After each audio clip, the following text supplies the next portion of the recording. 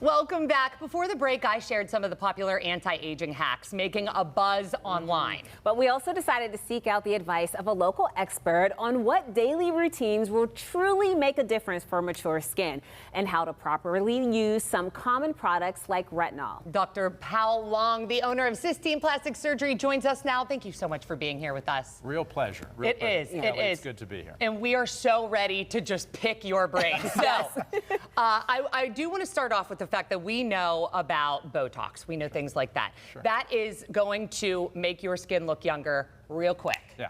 But it is not doing anything from the inside out, which is what we're looking for today. Yeah. What's the most important thing that we should be remembering when we want to anti-age? So, as a facial plastic surgeon, I just want to emphasize what you just said. We do facelifts and eyelid lifts, but let me tell you, unless you guys sort of do your part, honestly, for years before and years after those procedures, sure, we can make a big difference, but the building block is the skin that you come to us with. Right. Your question, what's the single most important thing? I would say it's good old sunscreen. We've had a lot of heat in Pittsburgh and all around the country. Sunscreen is incredibly important. If there's a single thing you could do, that would be it. When you look at the ingredients, especially on the face, most of the body's covered most of the time, but the face is not. A physical block sunscreen, not a chemical block sunscreen. And the key ingredient, there's a number of them, but zinc is the single most important thing. Okay. And the concentration of zinc in the sunscreen, because zinc is the thing that blocks the UVA rays that's damaging your skin. Is it enough just to have it in your makeup? Because some foundations, they incorporate that. Or my moisturizer, yeah. There you go. There you go. No, I'm very sympathetic. I talk to my patients all the time, and they're like, I got that because my moisturizer says this, and my says that. The makeup, it's not. Unfortunately, it's not. I knew it. Yep. I knew it was too easy. It's typically that chemical component, not the physical component. But the reason I'm sympathetic is a lot of our patients say, listen, I went down to the drugstore, I went to the front counter of the department store, I got this stuff. It's like spooging this white stuff on my face. You're kidding me if that's gonna dovetail with my makeup. You don't wanna look odd. Yeah. Okay, and so this is where... I appreciate that. Yes, like a ghost. Who wants to look not odd? in. And so the key thing is, again, if you get great advice and you have fantastic products, trust me, we're not recommending sunscreen, but then figuring that folks aren't gonna wanna look right. And so if you get great advice and guidance, then we can get you into a great sunscreen that matches your tone, we can get you into a great sunscreen that matches with your makeup, and you will no longer be like, no way, I'm not doing it. Okay, Awesome. so sunscreen, very, very important. What are some other steps that are like must-dos when it comes to anti-aging? Yep. It's so important. I don't envy customers, patients who go into sort of, the drugstore and try to figure this out on their own. If you want to look for key ingredients, okay, there's three different kinds of ingredients that are super important, very critical. Retinoids, antioxidants, and hydroxy acids. Let's start with retinoids. Retinoid, if you look at just the body of evidence and the effectiveness over decades, we see it all the time. Patients who come in, they're 70 years old, they have tremendous, almost baby-like skin. Most of the time, they've been on retinoids for many years, many decades, and so it's super important.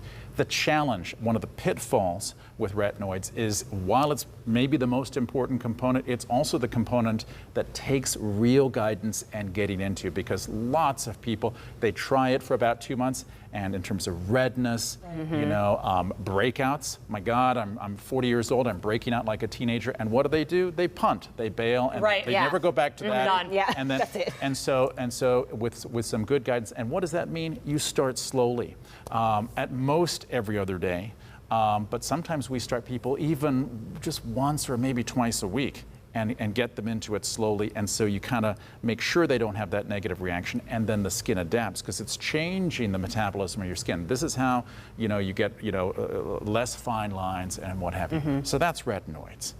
Antioxidants. Okay, you hear about eating antioxidants. You go down to the Whole Foods store or something like that, to make you healthier. Well, you can apply that to your skin as well.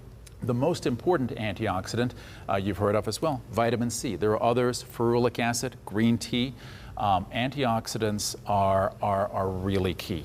The key thing, especially, I mentioned the heat and the sun, especially during summer months. All year round we think it's great, but during the summer months particularly, because the oxidative stress coming from the sun, even if you've got sunscreen on, is way up there, and so you're countering it. Antioxidants are like the armor over your skin. Okay, so here's my thing. You can go on Amazon and you can buy a vitamin C serum for $8. Yeah. That is not going to be the vitamin C serum that truly makes the difference, because I feel like we are all misguided when it comes to social media, and I know that we've all fallen in those traps. Absolutely. And I mean, do we need 100% vitamin C for it to do anything? You know, what you do need, what you're delving into now is that question between, and you know, customers, patients need to understand this. The truth is there's two totally different regulatory structures. You mentioned about money and the Titanic earlier on, right? So guess what? Money makes the world go round, and selling products safely. There's two totally different regulatory, you know, sort of systems that regulate what you can buy at the drugstore, what you can, almost everything you get off the internet, or what you can get, you know, at the department store. It's a consumer grade product, and so think about it.